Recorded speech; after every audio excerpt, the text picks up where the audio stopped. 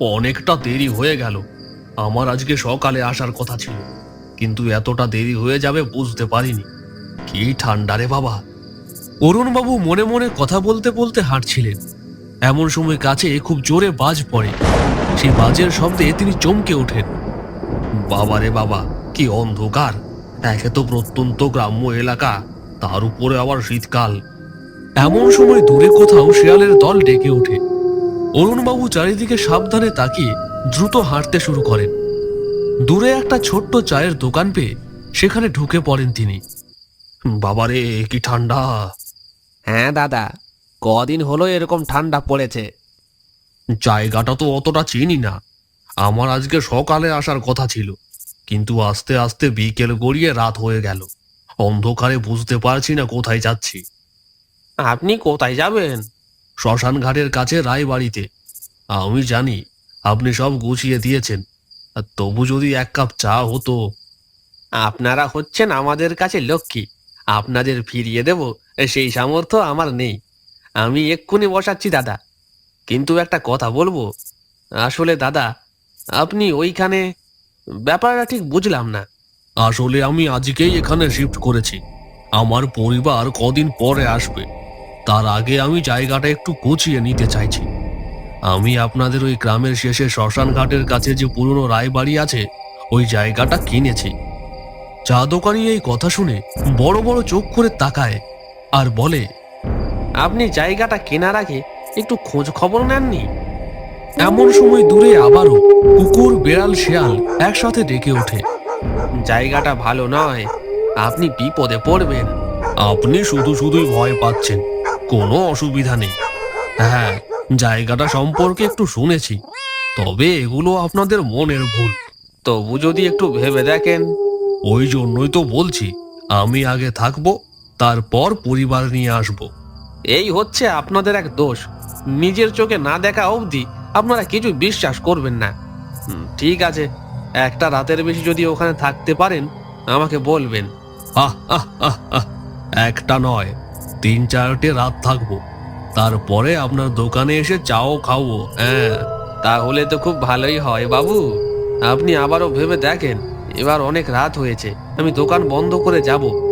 আপনিও কি তাহলে ওই দিকেই যাবেন? তাছাড়া উপায়? ঠিক আছে, তবে সাবধান বাবু, সাবধান। একদম কোনো চিৎকার, কান্নার আওয়াজ এইসবে দরজা খুলবেন না।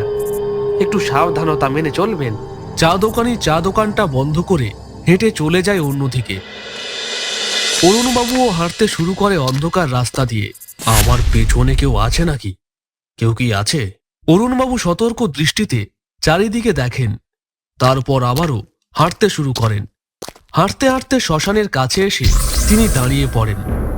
বাবারে, কি ভয়ঙ্কর লাগছে বাড়িটা! যেন মনে হচ্ছে সাদা সাদা দাঁত বের করে দাঁড়িয়ে আছে। যাক বাবা, উফ, অবশেষে বাড়িতে এসে পৌঁছেছি। কারেন্ট থাকতে থাকতে খাবারটা খেয়ে দিয়ে শুয়ে পড়ি।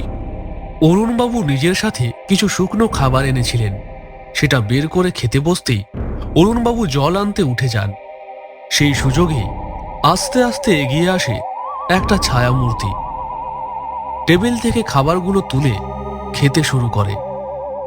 বাইরে তখনও তুমুল ঝড় বৃষ্টি হচ্ছে। হঠাৎ করে কারেন্ট চলে যায়। অরুণবাবুও হাতে মোমবাতি নিয়ে ঘরের ভেতর প্রবেশ করেন। সমস্ত খাবার কোথায় গেল? যা বাবা, এবার আমি কি খাবো? অরুণবাবু দেখেন ঘরের একপাশে একটা লোমশ কিছু বসে আছে।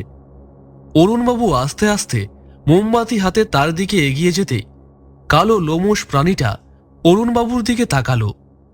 হলুদ সেই চোখ, আর একবার কর্কশ গলায় ম্যাও বলে ডেকে উঠল সে। ও বিড়াল! বিড়ালে সব খাবার খেয়ে নিল। অরুণবাবু দেখতে পেল যেন বিড়ালটা আস্তে আস্তে বড় হচ্ছে। চোখের সামনে এই অদ্ভুত দৃশ্য দেখে অরুণবাবু নিজে প্রথমে বিশ্বাস করতে পারেন না। এইটা কি হচ্ছে? আমি কি ভুল দেখছি? আমি কি স্বপ্ন দেখছি? তারপরে বিড়ালটা হঠাৎ করে একটা ছায়ামূর্তিতে পরিণত হয় আর বেরিয়ে যায় ঘর থেকে। অরুণবাবু ছুটে যায় ছায়ামূর্তির পেছনে। কে কে ওখানে? কোথাও তো কিছু নেই। তাহলে কি আমি ভুল দেখেছি? আমি মনে হয় ক্লান্ত হয়ে পড়েছি। আমার কি একটু ঘুমিয়ে নেওয়া উচিত? অরুণবাবু শুয়ে পড়েন। শুয়ে শুয়ে ভাবতে থাকেন তার সাথে কি হচ্ছে। কখন ঘুমিয়ে পড়েছেন তিনি বুঝতে পারেননি। হঠাৎ করে অরুণবাবুর ঘুম ভেঙে যায় একটা হাসির শব্দে। কাছাকাছি কেউ খুব খিলখিল করে হাসছে, আর একটা ঠান্ডা নিঃশ্বাস পড়ছে অরুণবাবুর মুখের উপরে।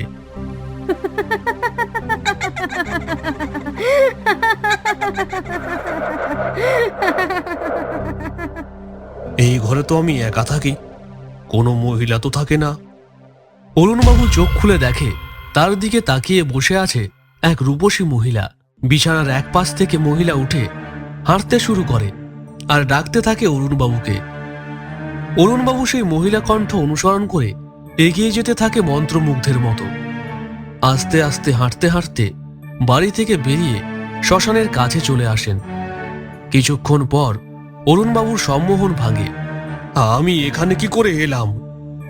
হঠাৎ গাছের পাশ থেকে একটা খিলখিল হাসির শব্দ হয়। অরুণবাবু সেই দিকে তাকাতেই দেখতে পান গাছের উপর থেকে জ্বলন্ত দুটো চোখ, পুরো হলুদ বর্ণের। হঠাৎ করে অরুণবাবুর গায়ে একটা কালো রঙের বিড়াল লাফিয়ে পড়ে।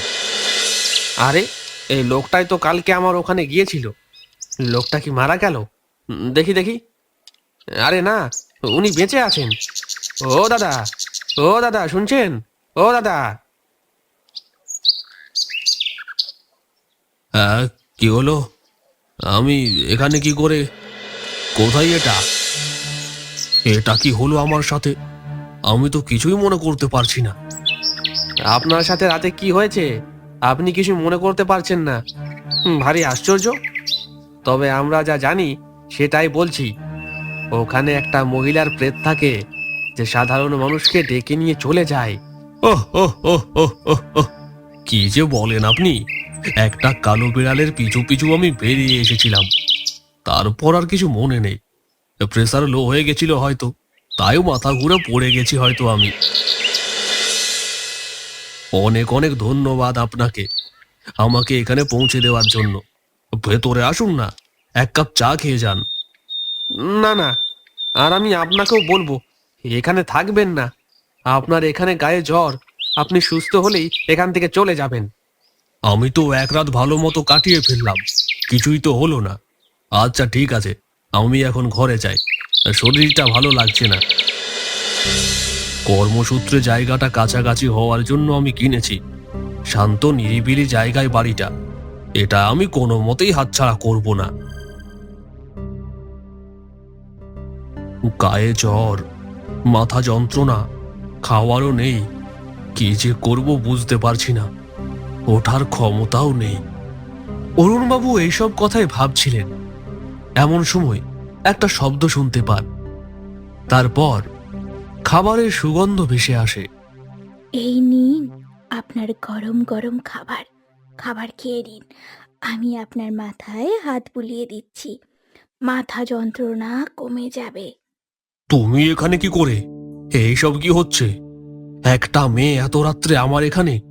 চলে যাও চলে যাও, লোকে তো উল্টো পাল্টা ভাববে। মেয়েটা তার দিকে এগিয়ে আসতে শুরু করে। তার দৃষ্টিটা যেন মায়াচ্ছন্ন। তিনি সম্মোহিত হয়ে পড়েন। তার মনে শুধু তাকে দেখতে থাকার ইচ্ছে করে। দেরি করো না, খেয়ে নাও, ঠান্ডা হয়ে যাবে নয়তো। খাচ্ছি খাচ্ছি। তারপর অতি দ্রুত তিনি খাবারটা শেষ করেন। সারা রাত সে মেয়েটা তার সাথে বসে কথা বলে। তার নাম জানা হয়নি, তবে তাকে অরুণবাবুর খুব পছন্দ হয়। সে রাত্রিবেলা আসে আর ভোর হলে চলে যায়। এইভাবে গত 3 দিন ধরে চলছে। আস্তে আস্তে অরুণবাবুর শরীর ভেঙে যাচ্ছে। খিদে পাচ্ছে না, টেস্টটা পাচ্ছেন না, কাজে মন নেই। শুধু সেই মহিলার কথা তার মনে পড়ছে। যেও না আমাকে ছেড়ে, তুমি যেও না। আমি এসে গেছি, তুমি আসো, আসো আমার সাথে, আসো। আমি যাচ্ছি, আমি যাচ্ছি। অরুণবাবু ভয়ে ভয়ে দরজার দিকে তাকিয়ে থাকেন। একটা হালকা নুপুরের শব্দ আর মহিলা সিঁড়ি দিয়ে ওপরে উঠে যাওয়ার একটা আওয়াজ হয়। তুমি কে? কি চাও? আমি কেন তোমার ডাক এড়িয়ে যেতে পারছি না?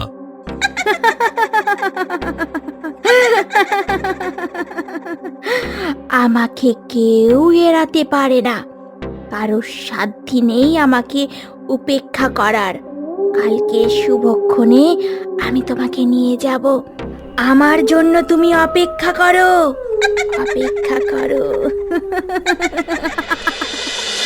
আমি অনেকবার চেষ্টা করেছি তার সেই সুমধুর ডাক এড়িয়ে যাওয়ার জন্য, কিন্তু পারিনি। ছটফট করেছি তার কাছে যাওয়ার জন্য। আমার পরিবার, আমার সন্তান, আমার কাছে সব তুচ্ছ। আমি জানি আমার প্রাণবায়ু শেষ হয়ে এসেছে, কিন্তু ওর কাছে না গেলেই আমি অসম্পূর্ণ। আমি আসছি, আমি আসছি তোমার কাছে। আহ!